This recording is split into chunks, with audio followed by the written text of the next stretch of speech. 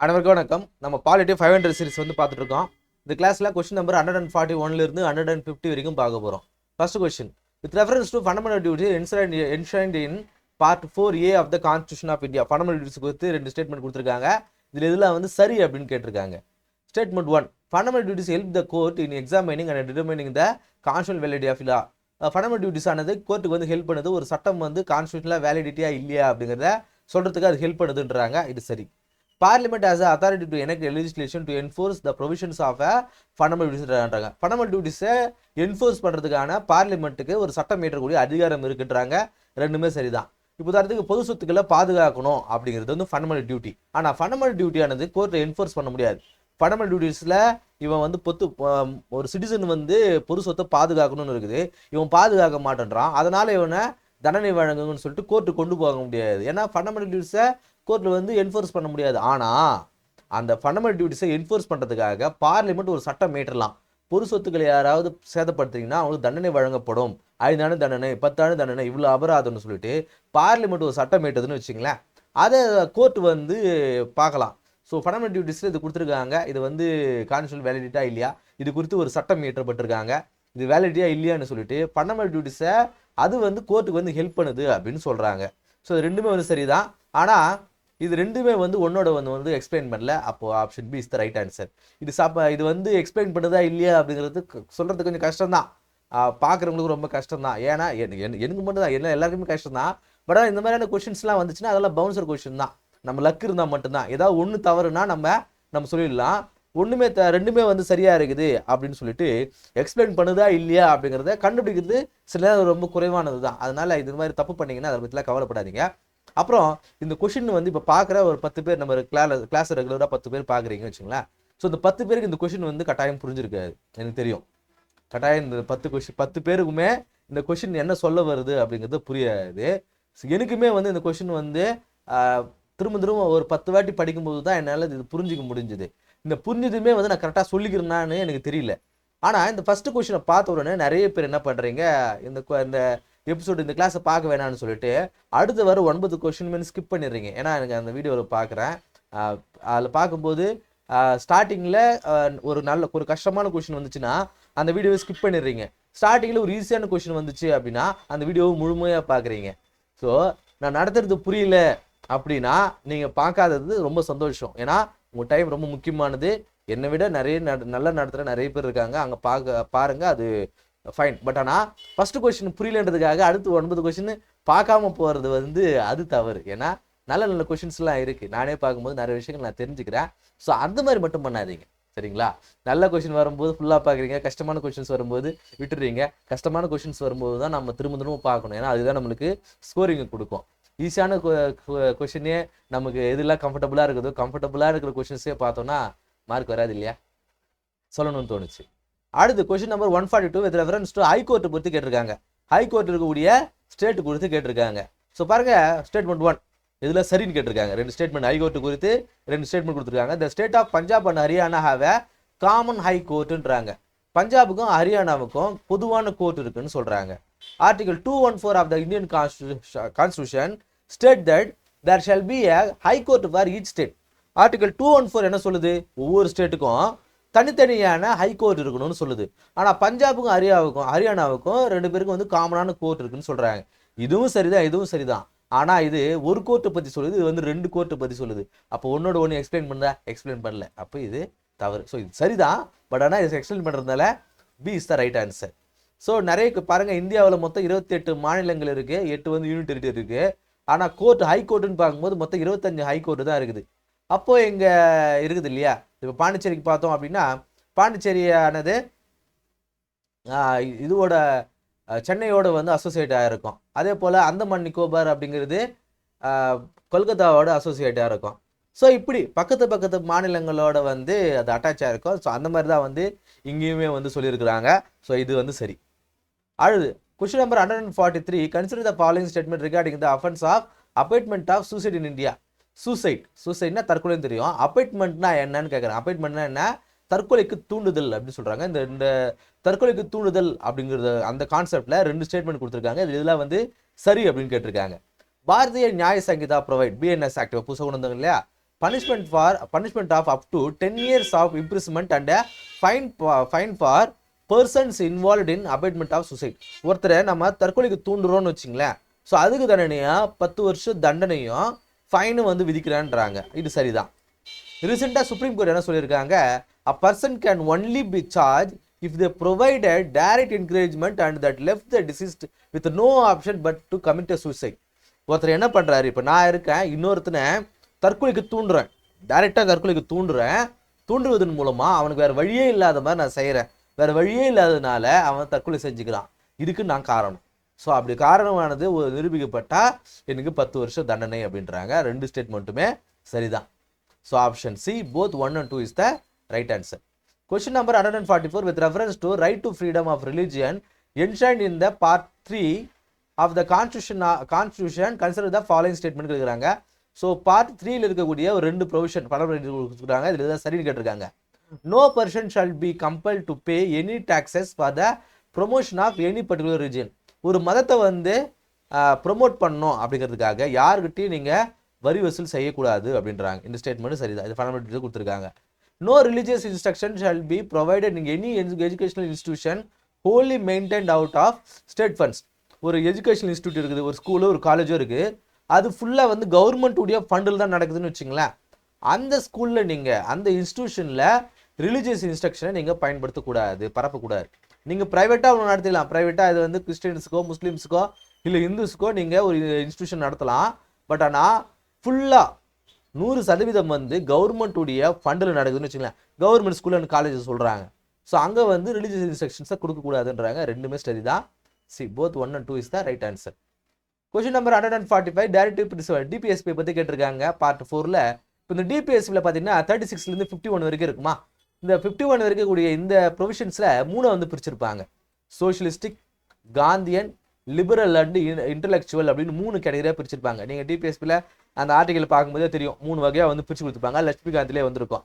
So கீழே வந்து ஒரு 4 ப்ரொவிஷன்ஸ் கொடுத்துருக்காங்க. இந்த 4 வந்து எதுலாம் வந்து காந்தியன் பிரின்சிபல்ஸை ரிஃப்ளெக்ட் பண்ணுது அப்படின்னு கேட்குறாங்க. ஸோ காந்தியன் பிரின்சிபல்ஸ் பெரும்பாலும் என்ன அப்படின்னா இந்தியாவை ப்ரொமோட் பண்ணக்கூடியதாக இருக்கும். இந்தியாவில் இருக்கக்கூடிய கிராமங்களை ப்ரொமோட் பண்ணுறதா இருக்கும், நெசவு தொழிலை ப்ரொமோட் பண்ணுறதா இருக்கும், ஒதுக்கப்பட்ட மக்களை வந்து ப்ரொமோட் பண்ணுறதா இருக்கும், மைனாரிட்டிஸை ப்ரொமோட் பண்ணுறதா இருக்கும். அப்போ இந்தியாவில் இருக்கக்கூடிய சிறப்பம்சங்களை ப்ரொமோட் பண்ணுறதா மட்டும்தான் இருக்கும். சிறப்பம்சங்கள் மீன்ஸ் அதன் பிறகு தனித்துவமான விஷயங்கள், சிறப்பம்சங்களை விட தனித்துவமான விஷயங்கள், வேறு நாடுகள் இல்லாத விஷயங்கள். ஸோ இதெல்லாம் வந்து ப்ரொமோட் பண்ணணும் அப்படின்ற மாதிரி இருக்கும். ஸோ அதை வச்சு பார்க்கும்போது promoting the education and economic interest of weaker செக்ஷனுடைய அந்த எஜுகேஷன் அண்ட் எக்கனாமிக்கை வந்து ப்ரொமோட் பண்ணுற வகையில் இருக்குன்னு சொல்கிறாங்க. இது கரெக்டாக தான். ஏன்னா பார்க்கும்போதே நம்ம பார்க்குறோம் இந்தியாவில் வீக்கர் செக்ஷன்ஸ் இருக்காங்க. Promoting cottage industry in rural industry ஏரியாஸில் காட்டேஜ் இண்டஸ்ட்ரி நம்ம பார்க்குறோம். கரெக்ட். அவர் ஏன்னா அது ராட்டையெல்லாம் வச்சு சுற்றிட்டு இருப்பார், அப்போ அது கட்டாயம் வரும். Prohibition on the consumption of intoxicating of drugs and drinks. So இந்த போதைப் பொருட்களுடைய அந்த கன்சப்ஷனாக ப்ராஹிபிட் பண்ணணும். இதுவும் நம்ம பார்ப்போம். அதனால தான் வந்து நம்ம அக்டோபர் 2 வந்து ஒயின் ஷாப்லாம் லீவ் விடுறாங்க, நமக்கு தெரியும். Securing for citizens of India uniform civil code. So uniform civils கோடை செக்யூர் பண்ணணும் சிட்டிசன்ஸுக்காக அப்படின்னு கேட்குறாங்க. இது வராது. ஏன்னா இந்த மாதிரி சிவில் கோடு குறித்தெல்லாம் அவர் பேசியிருக்க மாட்டார். ஏன்னா பொதுவாக வந்து காந்தி அவர்கள் வந்து இந்த சட்டத்தெல்லாம் வந்து மதிக்கிற ஆள் கிடையாது. ஸோ அம்பேத்கரை வந்து சட்டத்தை மதிக்கக்கூடிய ஒரு ஆள். பட் ஆனால் இப்போ ஒரு கவர்மெண்ட் ஒன்று சொல்லுது அப்படின்னா அதை மதித்து நடப்பார். பட் ஆனால் காந்தி அவர்கள் வந்து அதை மதிக்க மாட்டார். ஏன்னா உப்பு எடுக்கக்கூடாதுன்னு சொன்னால் உப்பு எடுப்பேன்டா, சட்ட மறுப்பு போராடினா சட்ட மறுப்பு போராட்டம் பண்ணுவேன். ஸோ சட்டத்தை எதிர்த்து போராடினவர். அதனால் இவர் வந்து இந்த சிவில் கோடு குறித்தெல்லாம் அவர் பேசியிருக்க மாட்டார். ஸோ இது வந்து தவறு. அப்போ எதுலாம் சரின்னு கேட்டிருக்காங்க. 1, 2, 3 option C is the right answer. So ஏன் இங்கே நான் அம்பேத்கரையும் வந்து காந்தி அவர்களையும் வந்து மென்ஷன் பண்ணி சொல்கிறேன் அப்படின்னா லட்சுமிகாந்திலே இருக்குது. லட்சுமிகாந்திலே இவனுடைய வெவ்வேறு ஐடியாலஜிஸ் கொடுத்துருக்காங்க, சொல்லியிருப்பாங்க. அதே போல் மெயின்ஸ்லேயே வந்து கொஷின்ஸாக வந்திருக்கு. ஸோ அதனால தான் அதை மேற்கொள் பண்ணி காட்டினேன். ஸோ இந்த டிஃப்ரென்ஸ் குறித்து ஒரு வாட்டி படிச்சுக்கோங்க. அடுத்தா வந்து கொஷின் நம்பர் 146. ஸோ இப்போ நம்ம லெஜிஸ்லேஷனுக்குள்ளே போகிறோம். ஒரு 4 விஷயங்களை கொடுத்துருக்காங்க, ஆப்ஷன்ஸ் கொடுத்துருக்காங்க. ஸோ இதில் வந்து both election and impeachment of president of India, பிரசிடென்ட்டை வந்து தேர்ந்தெடுக்கக்கூடிய அந்த ப்ரொவிஷன்ஸ்லையும் அவர் வந்து ரிமூவ் பண்ணக்கூடிய ப்ரொவிஷன்ஸ்லையும் யாரெல்லாம் வந்து பார்ட்டிசிபேட் பண்ணுவாங்க. போத் ரெண்டுத்துலையுமே, பிரசிடென்ட்டில் தேர்ந்தெடுக்கிறதுலையும் அவர் ரிமூவ் பண்ணுறதுலையுமே அந்த எலெக்ஷனில் யார் யார் கலந்துக்குவாங்க அப்படின்னு கேட்குறாங்க. ஸோ நம்ம பார்ப்போம். பிரசிடென்ட்டுடைய எலெக்ஷனில் ஒன்லி எலெக்டட் பீப்புள் மட்டும்தான் இருப்பாங்க. எலெக்டட் பீப்புள், எலெக்டட்னா என்ன, மக்களால் தேர்ந்தெடுக்கப்பட்ட மக்கள். லோக்சபாவிலையும் ராஜ்யசபாவிலையும் லெஜிஸ்லேட்டிவ் கவுன்சில்லையும், இந்த ஸ்டேட் இருக்கக்கூடிய லெஜிஸ்லேட்டிவ் கவுன்சிலையும் எங்கே இருந்தாலும் மக்களால் தேர்ந்தெடுக்கப்பட்ட உறுப்பினர்கள் மட்டும்தான் எலெக்ஷனில் இருப்பாங்க. நாமினேட்டட் பர்சன்ஸே இருக்க மாட்டாங்க. ஆனால் இம்பீச்மெண்ட்டில் லோக்சபா அண்ட் ராஜ்யசபாவில் இருக்கக்கூடிய both elected and nominated persons கலந்துக்குவாங்க. இவ்வளோதான் வித்தியாசம். சரிங்களா? ஸோ அப்படி பார்க்கும்போது நாமினேட்டட் மெம்பர்ஸ்னு பார்க்கும்போது இம்பீச்மெண்ட் இருப்பாங்க, இல்லை இருக்க மாட்டாங்க. அப்போ இவங்க தவறு. Elected members of state legislative council, state legislative council வந்து இருப்பாங்க, ஸ்டேட்டில் இருக்கிறவங்க இருப்பாங்க, பட் ஆனால் இம்பீச்மெண்ட் இருக்க மாட்டாங்க. அப்போ இதுவும் தவறு. Elected members of legislative assembly of state, legislative அசம்பிளியில் இருக்கக்கூடிய எலெக்டட் மெம்பர்ஸ்னு கேட்குறாங்க. அவங்க வந்து எலெக்ஷனில் இருப்பாங்க, இம்பீச்மெண்ட்டில் இருக்க மாட்டாங்க. இதுவும் தவறு. எலெக்டட் மெம்பர் ஆஃப் ராஜ்யசபாவில் இருக்கக்கூடிய எலெக்டட் மெம்பர்ஸ் அவங்க வந்து எலெக்ஷன்லேயும் இருப்பாங்க, இம்பீச்மெண்ட்லேயும் இருப்பாங்க. ஸோ ராஜ்யசபான்னு பார்த்தோன்னே தப்பு போட்டுறாதீங்க, ஏன்னா எலெக்டட் மெம்பர்ஸ்ன்னு சொல்கிறாங்க இல்லையா? அப்போ இது தவறு, அப்போ இது சரி. ரெண்டுமே அப்போது ஒன்று மட்டும் தான் வந்து சரி. Option A only one is the right answer. Question number 147 with reference to council of state. ராஜ்யசபாவை குறித்து கேட்டிருக்காங்க. இதில் வந்து சரி, இதில் எதில் வந்து தவறுன்னு கேட்டிருக்காங்க. இன்கரெக்ட். நல்லா பார்த்துங்க. இட்ஸ் 3 ஸ்டேட்மெண்ட் ஒன்று ஒன்று படிச்சிருவோமா? Its members are elected by the elected members of legislative assembly and legislative council of the state. So இது மெம்பர்ஸ் யார் அப்படின்னா லெஜிஸ்லேட்டிவ் அசம்பிளியுடைய லெஜிஸ்லேட்டிவ் எம்எல்ஏ இருக்காங்க இல்லையா? ஸோ இந்த எம்எல்ஏஸ் எல்லாமே, மக்களால் தேர்ந்தெடுக்கப்பட்ட எம்எல்ஏஸ் எல்லாமே அவங்க தான் என்ன பண்ணுவாங்களா, இந்த ராஜ்யசபாவில் இருக்கக்கூடிய இந்த உறுப்பினர்களை தேர்ந்தெடுப்பு பண்ணுறாங்க. வித் வந்து லெஜிஸ்லேட்டிவ் கவுன்சில்னு சொல்கிறாங்க. லெஜிஸ்லேட்டிவ் கவுன்சில் என்ன, மேலவையில் இருக்கிறவங்களாம் அதில் இருந்து கலந்துக்க மாட்டாங்க. இப்போ இது தவறு. ஏன்னா ஒன்லி எலெக்டட் பர்சன்ஸ் லெஜிஸ்லேட்டிவ் இருக்குது, அதாவது சட்டமன்றத்தில் இருக்கக்கூடிய ஒரு ஸ்டேட்டில் இருக்கக்கூடிய லெஜிஸ்லேட்டிவ் அசம்பிளியில் இருக்கக்கூடியவங்க மட்டும் தான் கலந்துக்குவாங்க. லெஜிஸ்லேட்டிவ் கவுன்சில் இருக்கவங்க கலந்துக்க மாட்டாங்க. அப்போ இது தவறு. த கான்ஸ்டியூஷன் ஆஃப் இந்தியா புரிஞ்சுதா? ஸோ ஒரு சட்டமன்றத்தில் மேலவை இருக்கும், அப்பர் ஹவுஸ் இருக்கும், லோயர் ஹவுஸ் இருக்கும். லோயர் ஹவுஸ் இருக்க மட்டும்தான் வந்து ராஜ்யசபா எலெக்ஷனில் கலந்துக்குவாங்க, ஓட் பண்ணுவாங்க. அப்பர் ஹவுஸ் இருக்கிறவங்க கலந்துக்க மாட்டாங்க. அவ்வளோதான். The constitution of India has fixed term of office of members of the Rajya Sabha as 6 years. ஒரு ராஜ்யசபா உறுப்பினருக்கான பதவிக்காலம் அப்படிங்கிறது 6 வருடங்கள்னு நமக்கு தெரியும். ஆனால் இது கான்ஸ்டியூஷனில் சொல்லியிருக்காங்கன்னா சொல்லியிருக்க மாட்டாங்க. கான்ஸ்டியூஷனில் சொல்லியிருக்க மாட்டாங்க. ரெப்ரசன்டேஷன் ஆஃப் பீப்புள் ஆக்ட் 1951 தான் வந்து சொல்லியிருப்பாங்க. அப்போ இது தவறு. இதை பார்த்தோன்னே நம்மளுக்கு 6 வருஷம் கரெக்டு தான் நம்ம சொல்லிடுறோம், ஆனால் கான்ஸ்டியூஷனில் சொல்லியிருக்க மாட்டாங்க. அப்போ இது தவறு. த 106th Constitutional Amendment Act 2023 provided for the reservation of 1/3 of the seat in the Rajya Sabha for women. 2023 கொண்டு வந்த இந்த கான்ஸ்டியூஷன் அமெண்ட்மெண்ட் ஆக்ட் ஆனது பெண்களுக்கு ராஜ்யசபாவில் 1/3 ரிசர்வேஷன் கொடுக்குதுன்னு சொல்றாங்க. இது தவறு. ராஜ்யசபாவில் கிடையாது, லோக்சபாவிலையும் லெஜிஸ்லேஷன்ல மட்டும்தான், ராஜ்யசபாவில் கிடையாது. அப்போ இது தவறு. அப்போ 3மே வந்து தவறு. ஆப்ஷன் டி 1, 2, 3 தவறு தான் கேட்டிருக்காங்க. சரியா? அடுத்து question number 148. The term cabinet is mention in which of the following parts of the constitution of India? கேபினெட்னா என்ன? Cabinet ministers. ஸோ இந்த கேபினெட்ன்ற வார்த்தை எங்கே வந்து இருக்குன்னு கேட்குறாங்க கான்ஸ்டியூஷனில். நம்ம பார்த்தோன்னே என்ன நினைப்போம், ஆர்டிகல் 5 பார்த்துருவோம். ஆர்டிகல் 5 தான் யூனியன் இருக்குது, கட்டாயம் தான் இருக்குன்னு நம்ம சொல்லியிருப்போம். பட் ஆனால் அதில் கிடையாது. பார்ட்டு 18 வந்து சொல்லியிருப்பாங்க. பார்ட் 18 என்ன சொல்லுது? எமர்ஜென்சி ப்ரொவிஷன்ஸை பற்றி சொல்லுது. இந்த எமர்ஜென்சி ப்ரொவிஷன்ஸில் 1978 44வது அமெண்ட்மெண்ட்டில் தான் வந்து சேர்த்துருப்பாங்க கேபினெட் அப்படிங்கிற வார்த்தையை. ஏன் சேர்த்துருப்பாங்க? நேஷனல் எமர்ஜென்சி ஒரு நாட்டில் கொண்டு வரணும்னா கேபினெட்டுடைய ஆலோசனை பேரில் தான் வந்து பிரசிடென்ட் வந்து அப்பாயிண்ட் பண்ணணும் அப்படிங்கிற அந்த ப்ரொவிஷன்ஸை அப்போ தான் ஆட் பண்ணியிருப்பாங்க. அப்போ தான் இந்த கேபினெட் அப்படிங்கிற வார்த்தையும் வந்து ஆட் பண்ணியிருப்பாங்க. ஸோ ரொம்ப முக்கியமானது. கேபினெட் பார்த்தோன்னே பார்ட் 5 கொடுத்துருக்கூடாது, பார்ட் 18 எமர்ஜென்சி, நேஷனல் எமர்ஜென்சியில் கொடுத்துருப்பாங்க. சரியா? Option B is the right answer. Question number 149. Consider the following circumstances in Indian Parliament. Indian parliament கொடுத்து கேட்டிருக்காங்க. How many of the above circumstances can member of the parliament can be disqualified under 10th schedule of the Indian Constitution? 10th schedule என்ன சொல்லுது? Anti defection லா, கட்சி தாவல் தடை சட்டம். ஒரு கட்சியிலிருந்து ஒரு கட்சிக்கு ஒரு மெம்பர் ஆனவர், ஒரு பார்லிமெண்ட் மெம்பர் ஆனவர் தாவறாருன்னு வச்சுங்களேன். ஸோ அதை வந்து கர்வ் பண்ணுறதுக்காக கொண்டு வரப்பட்ட ஒரு சட்டம். எந்தெந்த ப்ரொவிஷன்ஸில் இந்த டிஃபெக்ஷன் லாவை கொண்டு வரலாம் அப்படின்னு சொல்கிறாங்க.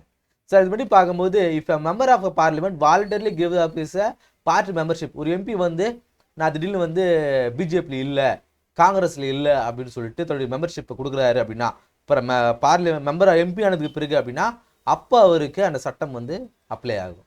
இன்னொன்று, if an independent member of house joins any political party. ஒருத்தர் ஒரு சுயேட்சையாக எம்பியாக இருக்காரு, அவர் வந்து ஜெயிச்சு பார்லிமெண்ட்டுக்குள்ளே போகிறாரு, அதன் பிறகு அவர் ஒரு கட்சியில் ஜாயின் பண்ணுறாரு அப்படின்னா அவருக்கு வந்து இந்த சட்டம் வந்து பொருந்தும். Correct. If a member is selected as a speaker voluntarily gives up their party membership and rejoins party after ceasing to hold the office. இப்போ ஒரு எம்பி இருக்காரு, அவர் ஓம் பிர்லா எடுத்துக்குவோம். ஓம் பிர்லா என்ற பண்ணார், அவர் பிஜேபியில் இருக்கிறவர். அவர் இப்போ ஸ்பீக்கராக வந்து எலெக்ட் ஆகிறாரு. இப்போ என்ன பண்ணணும், அவர் அந்த பார்ட்டியோடைய மெம்பர்ஷிப் வந்து கிவ்ஸ் அப் பண்ணிட்டு ஸ்பீக்கராக வந்து ஆகிறாரு. ஸ்பீக்கருடைய டேர்ம் முடிஞ்சதுக்கு பிறகு திரும்ப அவர் அந்த பார்ட்டியில் ஜாயின் பண்ணிக்கிறாரு.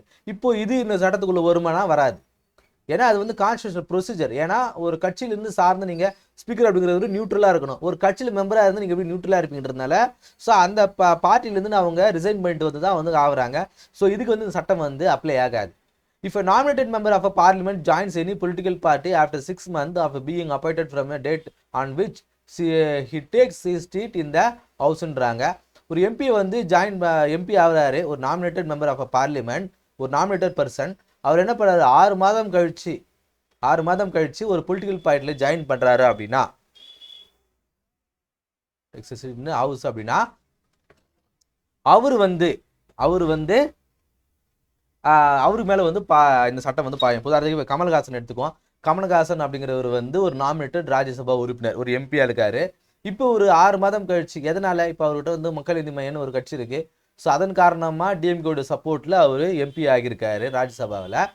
இப்போ அவர் ஒரு 6 மாதம் கழிச்சு வேற ஒரு கட்சியில் போகிறாரு, இல்லை ஒரு கட்சியில் ஜாயின் பண்ணுறாருன்னா அவருக்கு இந்த ஆன்டி டிஃபெக்ஷன் லாவை கொண்டு வரலான்றாங்க. ஸோ எதுவுமே வந்து சரி. ஸோ இந்த ஆன்டி டிஃபெக்ஷன் லா அப்படிங்கிறது ஃபுல் கண்ட்ரோலுமே வந்து ஸ்பீக்கர் கிட்ட தான் இருக்குது. ஸ்பீக்கர் கிட்ட தான் வந்து முறை இந்த மாதிரி கொண்டு வரேன், ஸ்பீக்கர் தான் வந்து முடிவெடுக்கணும்.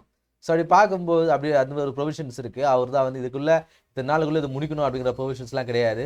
ஸோ அப்படி பார்க்கும்போது எதில் சரின்னு கேட்டிருக்காங்க, 1 to 4 option C is the right answer.